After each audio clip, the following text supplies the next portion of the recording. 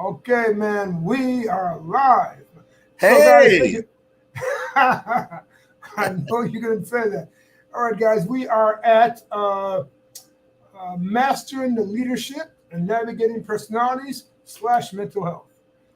So, I just want to tell you who I am. My name is Dr. John Oda. I'm the founder and CEO of Profit Nine Business Coaching. This is my sidekick, partner, mentor, whatever that you may call him. His name is Carl Scott.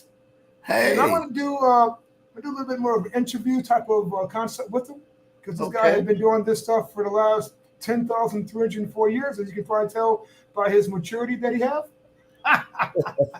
So, but I'm, Boy. I'm, I'm not going to say who you are, but here's what I'm going to ask you, man. So, in leadership, right? So yesterday I did a leadership at UCI, right? Quick 90-minute leadership program, right?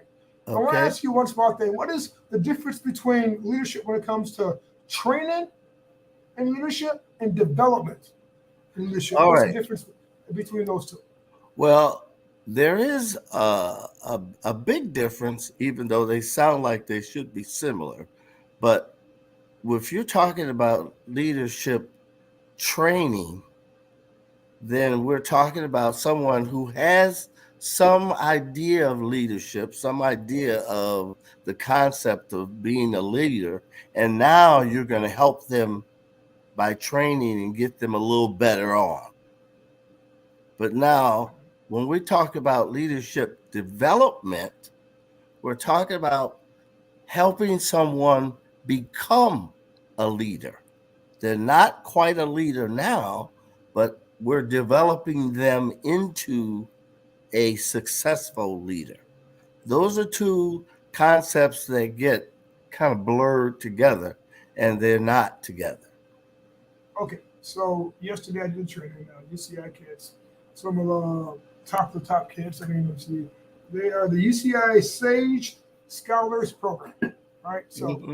I did a great program there. It was a so I guess then in mine I thought I spoke for about a couple hours. So I guess Mm-hmm. it was not well they said training, but it's not a training because they're not developed yet. Right. These guys did not. I mean they were for the age stuff that they had from 18 to 23. They were decent, but they Mm-hmm. needed a lot of. So then, as other words, when people come in there and do like just say a seminar or a workshop, right? That's a training. Unless you are a seasoned pro and you're going to go there just to get some skill sets, There you go. to get some like a jump start. Mm-hmm. But if you're a young leader, you need to be developed to become That's that right. leader. That's right. And it Oh, requires different types of strategies. okay, So yeah. okay. And, So and a I have a lot of question for times you, man. Go ahead. and a lot of times they want to break when you have a breakout session, then they want to sort of make it into all right, now we're in a smaller group and now we can talk about something more distinct in terms of training, but you still have the same development guys in the room. So It they makes don't sense. get I it. mean, it makes sense. So the group that I was at, phenomenal. These guys were the smart. I mean, they're geniuses, right? But Mm-hmm. for the leadership skills and the personal development skills and Mm-hmm. other skill set, you know what I mean? I was thinking, I was like, man, was I that way at 18 to 23? And I was like, pretty much so. Pretty much. But here it Pretty goes. Here's what I much. want to know. Pretty much so. Here's one question I have. Tell me something about yourself. You know, I'm going to interview you right now. I want you people to know All right. who are you? Who's Carl Scott? Give me a brief All synopsis of Carl Scott in your right. Okay, let experience. me let me give you a brief synopsis. I have a master's degree in health administration. I grew up in this business and I've been in this business for over 50 years. I have run programs, I've developed programs, and but I got mentored and I got trained and developed by a guy named Anthony Gasparo. I had weekly I had weekly training in terms of uh, supervision. It was therapeutic supervision. I'm married. I've been married 56 years. my wife Belinda. We have 8 children, 7 girls and 1 boy. And no, the boy's not number 7. He's number 6. No, he's number 5. So, uh, and we, all of our kids go to college. They've all been to college. They all have degrees, and most of them have advanced degrees. And that's sort of who I am. So I I got a couple questions for you. 'Cause hmm a couple questions you didn't really fill out. You said you have 50 years of experience, right? Which is great. yes. But in what specific industry Uh, did you have? Healthcare and healthcare in the healthcare industry and all phases of that. We're talking in treatment. We're talking in supervision. We're talking So, in so you're talking in mental health there. yes, in mental I mean, health. no. You said healthcare. Healthcare could be medical. Oh Healthcare yeah, could. I mean. So you yeah. said more or less of mental health. Most likely, mostly in mental health. Okay. So Yes, you have been COO. You have been program director, a clinical I, director. You have that's ran right. every program possible. So you had to work with thousands and thousands of people on developing their leadership skills. Am I correct? That's right. That's right. So for you, you are pretty much the seasoned pro when it comes to leadership. Yeah, I think that's a gift that I have that Okay. it just comes natural for me. Okay, so now I have my next is question. We have what I consider the Carl Scott leadership method, right? Could you Yes. give me the 3 steps of your leadership method based on your 50 years experience plus in a leadership role, right? hmm Training me for the past 30 plus years, right? Not Yes. 40, I should think. Less, and training all these great people to develop them to become leaders, right? So break Yes. down your 3 methods of leadership and give me some explanation based on Well, it. it's quite simple, but for me, it's the basic and the foundation of what I think leaders and how I categorize leaders in these 3 groups, 3 distinct groups. Now, they're not so in that you can't elaborate on each of these sections, but there are groups that are these are guys that do well, and we think of them as help me out, John. Effective leaders. Effective leaders. Yes. Yes. They're effective leaders. Now, effective leaders are ones who want to train, ones who work on themselves. They think that they always want to do more and more and more to get better and better and better. Then you have this neutral leader that they don't quite do things more or want to work on too much, but they sort of maintain the status quo. And then you have destructive leaders.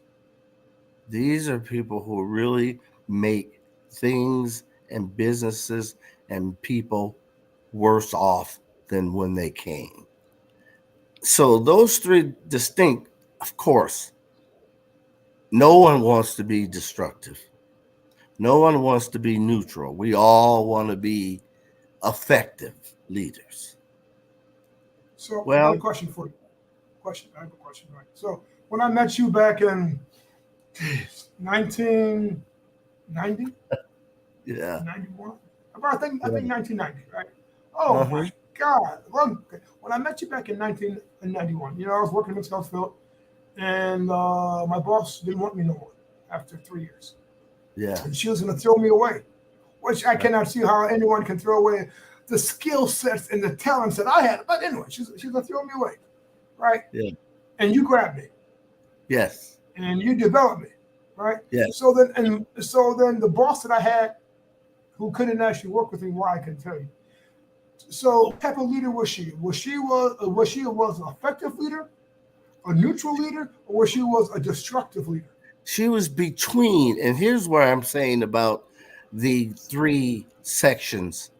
They're broad spectrums, but there's a lot of gradations between each one of them. So she was more of a neutral, destructive leader, meaning she couldn't see anything beyond where she was or any creativity beyond what she thought she could control. But she was a little destructive in that she threw people away without even determining whether or not that person could be developed like yourself. She just decided that based on you're a big kid and you're not cowing to her and you're not fawning all over her, that you must not be the type of person she wants. That's destructive. But it's also neutral in that she didn't move her program any further. She didn't help anyone get any further at all. If you go to her unit, it was always chaos. It was always a problem because that's the leadership she brought to the table.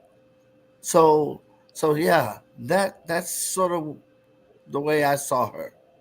So let's go. So let's even go a little bit deeper, right?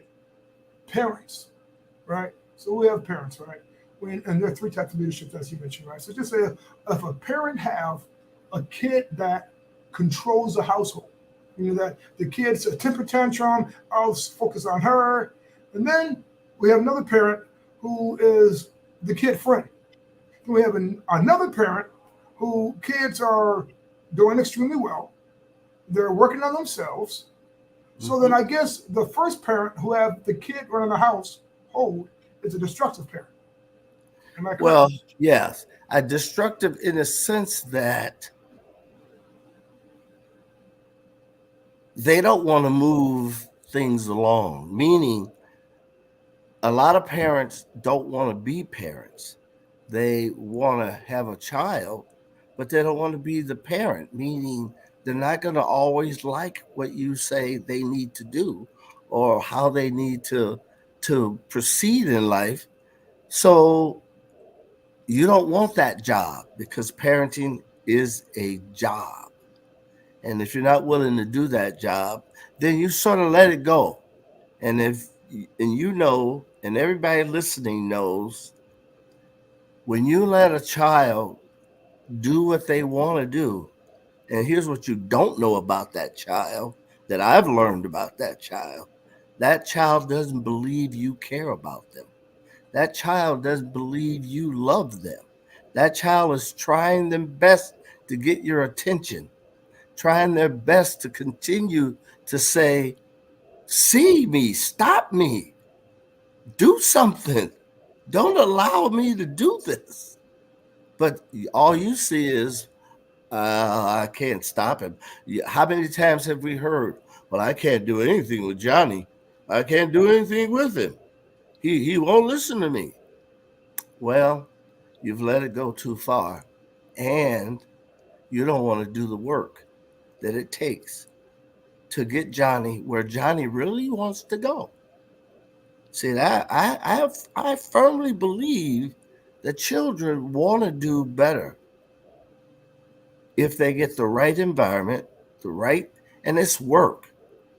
You ask me and Belinda, we'll tell you how much work raising children are, but the rewards are endless.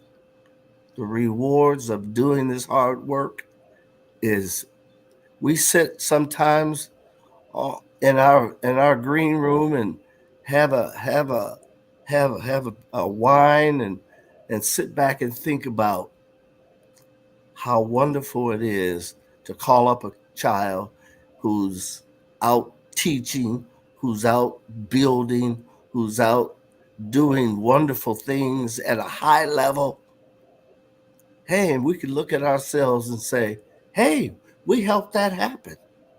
Well, We, so I'm happy. I'm happy you mentioned that. Right. That to me is called an effective parent. You yes, guys, you guys took your kids beyond their even thinking and beyond their expectation, and that's right. let's even go further further. And living in Gary, Indiana slash Maryville, and still having your kids be the most successful kids out there. I mean, you got principals of schools, man. You have Yes, nurses. You have literally every highest level of success from the seeds that you guys planted because you guys were effective parents. that's And, right. and to me, and I can say the same thing about my mom and dad, effective parents. And I Yeah, know, I was not their friends. They're friendly to me. that's And what they said right. was true, but they raised that standard. And Yes, and parents is hard, man. They went to the basketball games, they went to the cheerleading practice, they went X, Y, and Z. They were there because that's what you have to do if you want to be that's effective. Now you that's can right. be neutral, like you're playing double dutch. You're in one day, you're out one day, you're in one day, you're out one day, and you want to be. And when parents be their friends, that's another story for them. That irks That's me right probably there, right? that's probably, even though that looks friendly, that's probably the most destructive there is. A child don't need an adult friend. A I child agree needs with a you. parent. They Absolutely. need a parent. They can, and you help that child develop friends by showing them what friendship should look like.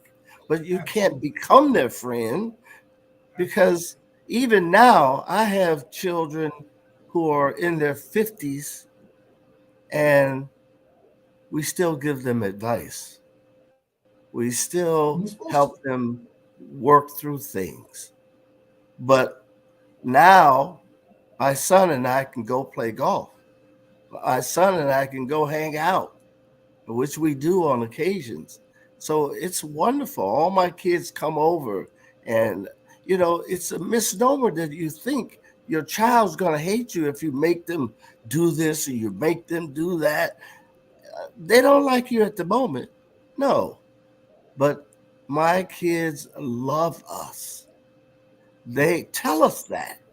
That's the Well, way it I should be. I really thank you for doing this, and now they have the success that they wanted.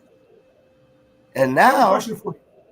yes, Here's a question I have for you. because I can talk about that forever. And I So, know you can. That's why I had to interrupt you a tad bit. Here's a question I have for you, right? So we talked about how is the same mindset and the concept in the workforce. So just say you have a CEO, right, or somebody that's in leadership. People respect mhm, him only because of their title, but he's a jerk. right, He doesn't want to work on them. He's really mean. He's very abrasive. But then you have another leader that's more of uh, playing the neutral game. You don't make it worse, you don't make it better. But then we have a leader, man, that's freaking effective. You walk in there, man, people are working, the business is growing. We're talking about the revenues doubling. You are developing the staff members to become that next level. hmm Could you break down how this apply also in the workforce? Because I know off your 60, 70, 80 years working, could be even longer, you had to you had to experience this from time to time. yes, yes. Now, an effective leader will be able to bring people along by listening, by being a part of who they are and what's going on with them. So you assume that that people that follow you follow you because of your title. They're only going to do that for so long and so aggressively. They're not going to. You have to be a real person to them, and they have to feel like you care about them and that you listen to them and you can hear what they're saying. Because and here's where it starts. It don't start there. An effective leader doesn't start when they get the job as CEO. Effective leader starts when you're willing to look inside yourself and work those issues out.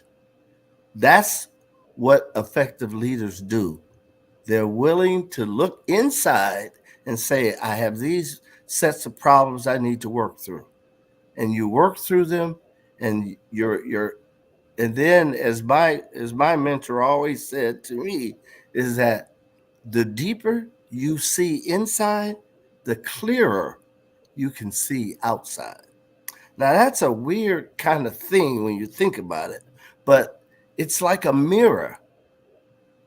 And the more you dust all that stuff off that mirror that's deep inside, the clearer things are outside. And it really makes a difference. But that's the hardest thing for anybody to do, is work on those things that are inside and trapped in there that you think I don't need to deal with. Well, guess what? You deal with it in your work, you deal with it in your home, you deal with it in your social center, your social realms. You deal with it because it's you, and you can't take anything away from you. You have to look inside. So that would be the first step, being able to say, all right, I need some help. I need to deal with some things because you know what? I want to be better. I want to be the best I can be. And the better you are with yourself, the better you'll be with others. Then you don't have to have all the answers. You don't have to be the front guy that made the best decision. You don't have to do that. You can see people where they are and gather information from all different places and make them all part of that, because you don't have to have that. You And know, and that makes sense. I'm happy you mentioned that. So, as I said, I did a speech yesterday, and they asked me the exact same thing. It said, if I have some issues, what do I do?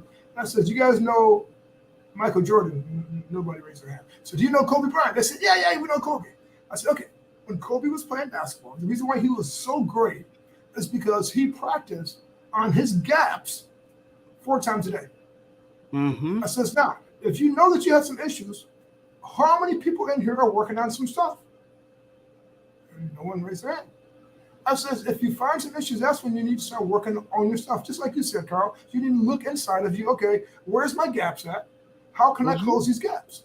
And maybe if you close your gaps, maybe I need to get a life coach. I might say, hey, Carl, man, I need some stuff going on because the issues is going to it's messing with me. Because if it's messing with you, and if your team have it, how can you coach your team through it if you went through that stuff yourself? You really can't. You know, and that's why being an effective leader, people can say, oh, I'm effective. I'm like, okay, guys, when you're having an issue, do you get a life coach to help you out? Do you get someone who is smarter than you, can show you how to go further faster? Yeah. And smarter means I can listen to you and help you with that, because I need someone to listen to me and help me with this. So if you can listen, you become a better leader. You can talk if you can listen. If you can't listen, what you're talking about is minimal. I agree.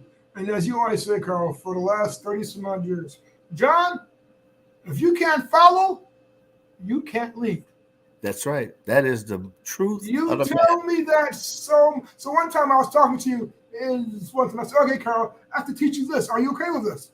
And you looked at me, man, if I can't learn something is from you and follow you, how can I lead? I said, of course I can follow. That's Really right. not. Let me tell you guys, Carl was my boss. Yes. Carl was my boss for 12 years out of my career. Yeah. And when I was working in mental health, when I had problems, I'd call Carl up and he'll solve it. And I act like I'm a genius in the workforce, right? But Carl was my mentor and still is my mentor today. But I'm We also work together. right. If we still work together and we don't see eye to eye on everything, but No, we work on things. that's right. About 80% because Carl And, trained me. and the bottom line is, I'm not leading this company. This is John's company, and I'm honored to work with him. So, but if you can't really honestly do that, I mean, I could be in the corner saying, "Whoa, well, I'm gonna do this because I'm gonna take this over." Well, okay, you got some problems. You got problems you need to work on because it's not gonna work. But I don't have that problem. I don't. No, So I, you know, I, those 17 years or 13 years or whatever it it's a long time. was a benefit to me because he made me look at things I didn't want to see. He made me understand things I didn't want to understand. But then once I did, and once I knew me, it's no end. Everywhere I go, people can say, "Hey, there's Carl. There's something about that guy." Well, of No, course, I'm blessed, and God has done this for me. But on top of that, I've also walked that line also. So, I God know can what give you're you a talking about. gift and you don't use it. Well, he gave me this gift and I'm using it. And I No, think I have a right and honor to do better and better and better. one day, guys, I was in mental health. I was working with Carl, right? And I was wanting to see this guy named Anthony Robbins. Me and Carl just talking about this, right? It was Yeah. for a weekend program, and the program cost was $700. And at the Yes. time, that was a week's pay for me, right? And I said, Carl, can I get off for 4 days to go see this guy? And Carl is an effective leader, right? Carl looked at me. He says, yeah. He says, I said, and then he says, when you come back, teach us something. And Mm-hmm. man, my eyes lit up because everyone else tell me, oh, you're gonna waste your money. Are you stupid? This guy's gonna take your money, blah, blah, blah. Well, I've been using this stuff for the last 30 plus years and been doing great. I've been doing some crazy stuff. But if Carl would have told me no at that time, I wouldn't have even done it. I was okay, fine. You're right. You know, Carl said, go for it. And when you come back, teach us something. Because see, first of all, you have to be able to look inside that person. If that person is going to spend $700, first of all, you can't just assume, well, he's got to be stupid. Assume this must be important. Why not assume this has to be important? No one just spends $700. Seven Well, hundred dollars the in guy 1990 was a lot exactly. of money. Oh, I was just going to say, we have to tell the year. It was in 1990. That was a lot of money. And if he's willing to do that, obviously there's some benefit he wants to get out of this. So why would I impede him? Because that would be crazy for me to do. That don't mean it's crazy. It just means it's something I wouldn't do, but it must be important. So yes, then teach us something. Let us know what it is that we need to know that you spent $700 for. Obviously, it must be something. And why would I think differently about that when I have those two options? I could say, this is dumb. I'm not giving you time off. You can go, but if you're not here when you're scheduled, I'm gonna fire you. Yeah, I could do that. Or you could say, hey, why not invest in a man who's investing in himself? That And that was makes strong. no sense That was not strong. to do that. And then women, and then guys after that, I wanted to go on a date with Destiny. But date with Destiny was $4,000, right? And wait. And then Carl looked at me. He said, you're gonna spend 6 days, 4,000. I said, yeah, Carl. He said, you don't make that in 3 months. I said, it's called overtime. I said, can you give me overtime? He said, if you can work it, I can give it. And that's what he did. He gave me overtime, and I did it. And Yeah. he looked at me. He probably thought I was the most interesting young man in the whole world. He said, "This guy is going to go to this guy, spend all this money." But again, though, Carl was effective. And if he would have said no, I would have went. He said yes, and I got so much training. And Yeah. the cool thing about it is I do the same thing today. Yes. Different skill Yes. sets now. And different Yes. tools now. Mm-hmm. Just to make me even better and stuff, right? So, Carl, I'm gonna break down the 3 personality styles, right? Let's see. Now, once your feedback, I want to break it down, right? So, there's 3 types of people that I always see, right? So, a lot of people they go by the DSM-5. When I was working, it was DSM-4. I know there probably may be a DSM-16, but I doubt it. Anyway, but here it goes. There's 3 types of people. There are people who are visual. That means these people talk with their hands. They point. They are direct. They're just to the point, and they don't want to read stuff. They're just tell me what it is. I'm done. The people who are auditorial, who just talk, who will like just talking, and don't know how to cut it off, will just talk a lot. And there's people who are kinesthetic, more inside the feelings. There's people that are slower. They're more hands-on people, and they want to touch and grab stuff to make them feel even better. So I know inside the workplace that you've been at for the last 10,000 years or so, right? And what I found out in my career, people who are visual get along with visual people. People who are kinesthetic, they get along with kinesthetic people. Because kinesthetic people don't like those loud talking visual people, right? And those auditory people that just talk, don't know when to be quiet. How do you handle different personality styles in the workplace? First of all, understanding that there are always going to be different personality styles. You assume that should be. We're not robots. We all have different things we like, things we don't necessarily care for, but not dislike, but it's not what we'd like to do.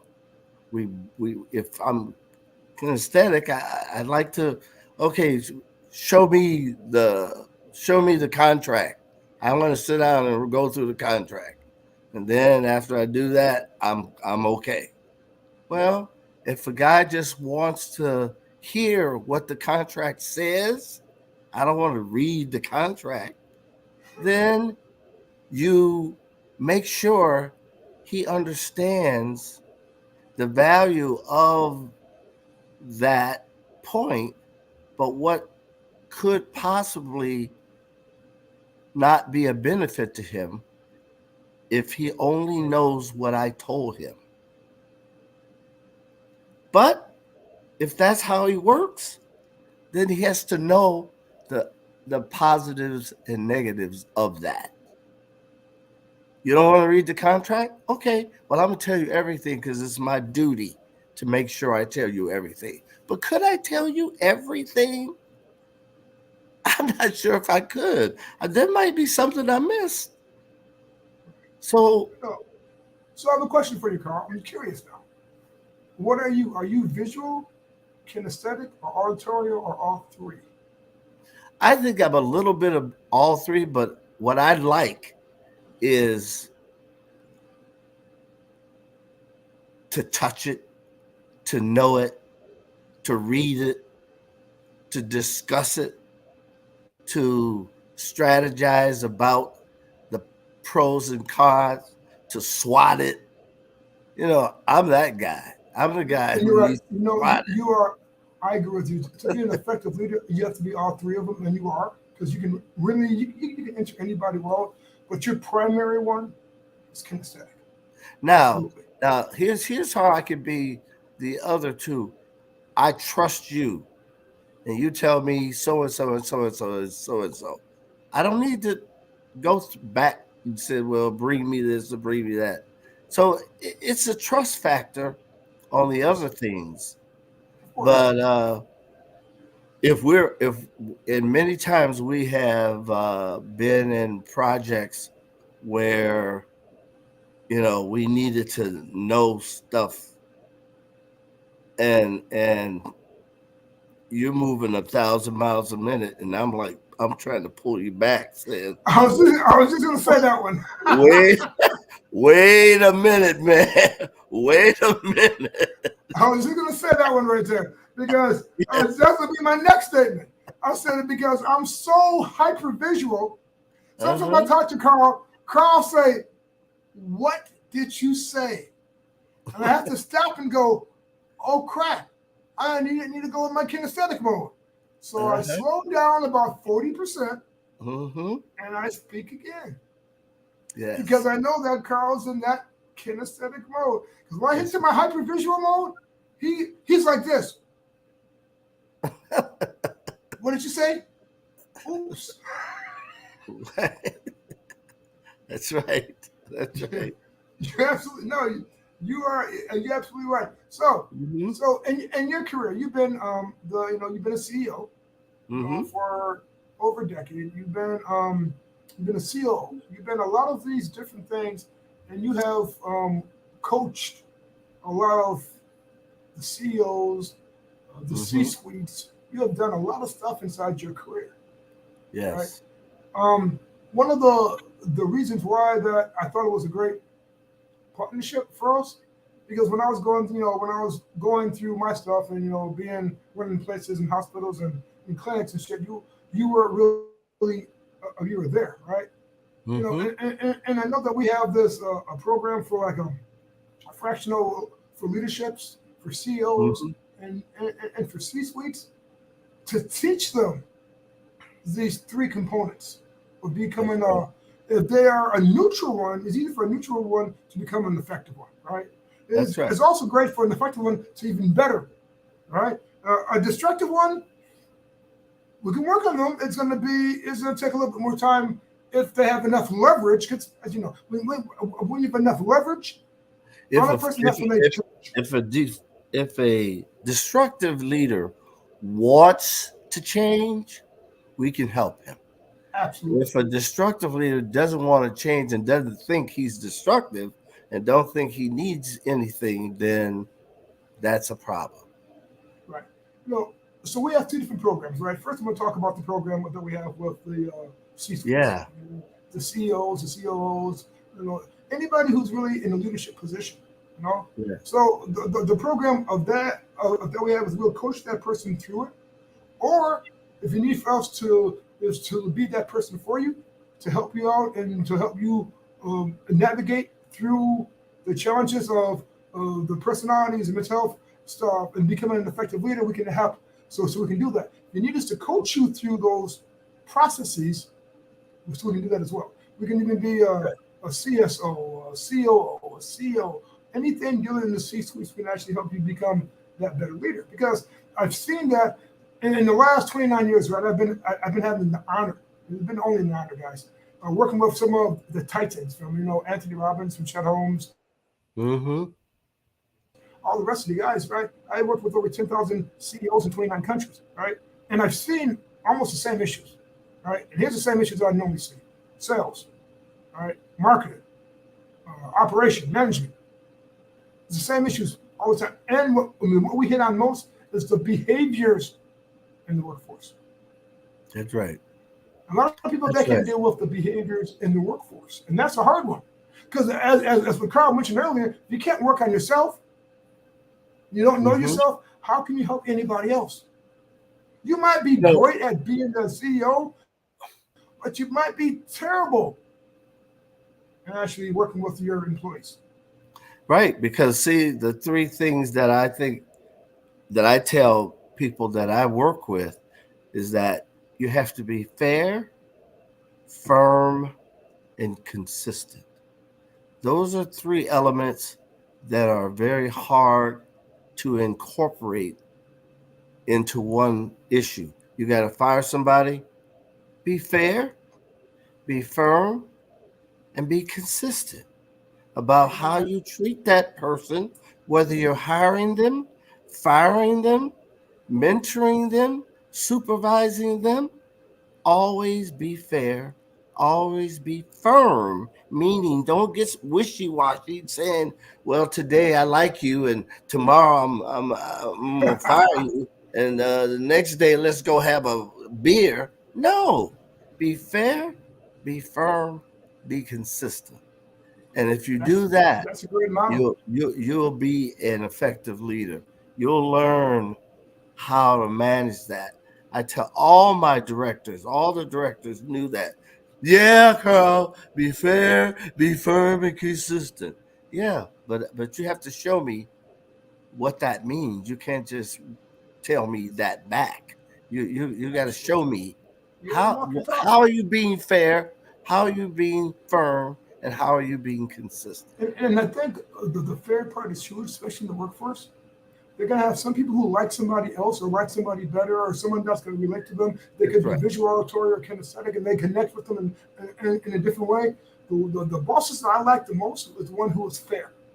They, That's right. they didn't care if they liked me or not. They respect me. Right. As you mentioned, That's in many right. years you told me this. John, you don't have to like a person to respect a person. I get it now, Carl, after all That's these right. years. Because You this know, is business. Because this is it's business business. now. How many It's times not personal. how many times somebody do you in and say, well, that wasn't personal. That was just business. What? What? I mean, so being fair is right. I mean, you got to be fair. Uh-huh. Consistent is a huge one too. It's And hard. consistency also you got to walk. You got to work on yourself and be consistent with yourself. If you're gonna That's tell me right. that if you tell me that I need to be in at 8 o'clock in the morning at the work, you should be there at 7 o'clock, right? That's right. And it tells me that if you said that times we were done at 4 o'clock, you need to leave at 6 o'clock because you need to walk that talk. And there's so many bosses I worked with started at 12 o'clock in the afternoon and left at 3. Mm-hmm. What? And had the nerve to write you up if you're late. Yes, I mean, absolutely. that is like, how is that gonna ever work? So right. And Phil, those I like three that, Carl. Phil, those three things have served me well in all these years. I go about my business with those three principles. No matter who it is, no matter what the circumstances are, and no matter uh, how who that person is, when you're fair and firm and consistent, I like that. you'll get to that person, and that person will get to you, I like and that. they'll feel So, comfortable. I've diffused. I go in the hospital, and I do emergency psychiatric consultations, and it's just being fair and firm and consistent when you talk to that person. It just calms them down. It just makes them say, wow, this person really is talking to me, not at me. that's me. They're talking to me. And Absolutely. that's the difference. You do that Absolutely. with everybody in everything. Absolutely. And I guess that's why that I'm so consistent because I'm always fair, firm, and Mhm. consistent. I tell some people that I'm like the Dr. Phil. Is in my industry. I'm so direct, but I'm consistent with everybody. It's not everybody. And then we have one more other program. So we have one for the C-suites people. We also have one just for people in general. It's more of a hybrid, right? And here's how it goes, Carl. We have what we call is neurolinguistic programming for sales.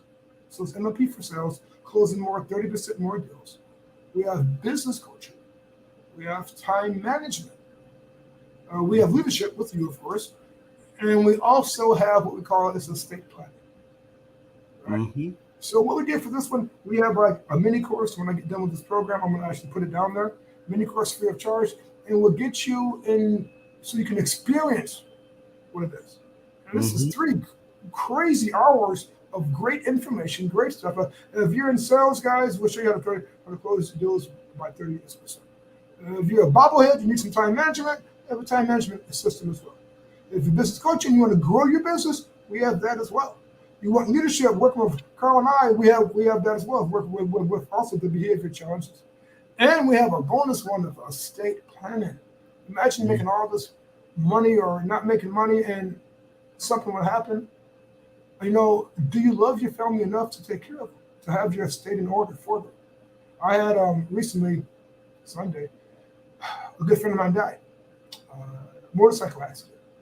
And a couple of things that I asked, I said, he had what, 8, 9, 10 kids, right? I said, are they taken care of? And it's just, I don't know, it's just, my brain works a little bit differently now. And after, going through the estate planning program, because, if your estate's not planned right, you're not planned right. It's going to just be a mess. Mourn your loved ones, then you have to deal with everything else that you have to deal with and stuff.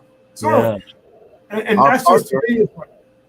Yeah, our partner Scott has told us some stories that are just gut wrenching from people who didn't have a estate plan, and they remarried and they died, and their current wife and children get nothing because they didn't change anything. And I mean, that's a horrible situation. And he's got all kind of stories like that. And the cool thing about it is this is part of the system. Everything that we named is a part of the system. We have a 3-month course, and we also have a 12-month course. Now here goes. I'm going to go back with Carl just mentioned. The 3-month course is for people who only need the training part. The 12-month course is for the development of sales, of business, of time management, of everything else that we just named up. See, Carl, I did listen to you, right? So It depends on if you just need a quick training just to get a jump start, or if you wanted to develop your skill sets. And of course, with the ones, it comes with one-on-one, so it's a hybrid. It is online course, but it's one-on-one. We do training every week. And we do live programs. We do a lot of cool stuff with you guys. So it's not just, anyway, but we will give you the free program. It's phenomenal. Carl, I want to say, man, thank you so much. Thanks for having me on here. Thank for is your wisdom and your knowledge and your words of encouragement, because to be honest with you, I said this very, very slowly so you can understand it. So, without a Carl Scott in the business world, they would have never been a Dr. John Oda. So I thank you from the bottom of my heart. You taught me how to be a man. You taught me how to be a leader. You taught me so many things, so many golden nudges, so many golden of how to handle myself. And I would have to say, and don't get me wrong, my parents did a phenomenal job, but you confirmed and you reconfirmed how I should act, what I should do, and how I should behave, especially in the workforce. So with all due respect, thank you from the bottom of my heart. And I wanted to say this publicly because I want to bring you your flowers now. So you can have, I just want to say thank you. Hey, no problem. We're in this together. Yeah, we are. So anyway, guys, hey, thank you guys so much. This session is now ending. You guys take care, and always God bless. And hey, thanks for having me, John. Thank you, man. I think I might do more of this. You got me. Hey, John got me into this. I'm not the guy that does this kind of stuff. You send somebody to my office and I see him. But I think this is important, and we need to get this information out to people. And I'm listening to you, John. So I will be doing more of this. Well, Carl, I have to tell you, man, you might not talk that much, but boy, you kinesthetic, but you're showing the heck auditorium too, boy. You've been talking. I can talk. I can talk. I don't know why I don't do more of this, but I can talk. So here goes, guys. Our website is drjohnoda.com. So it's www.drjohnoda.com. And you can also see Carl as well with his info and his really clutter of experience. Take care and blessings, everybody. Bye for now. All right. Thank you. Bye-bye.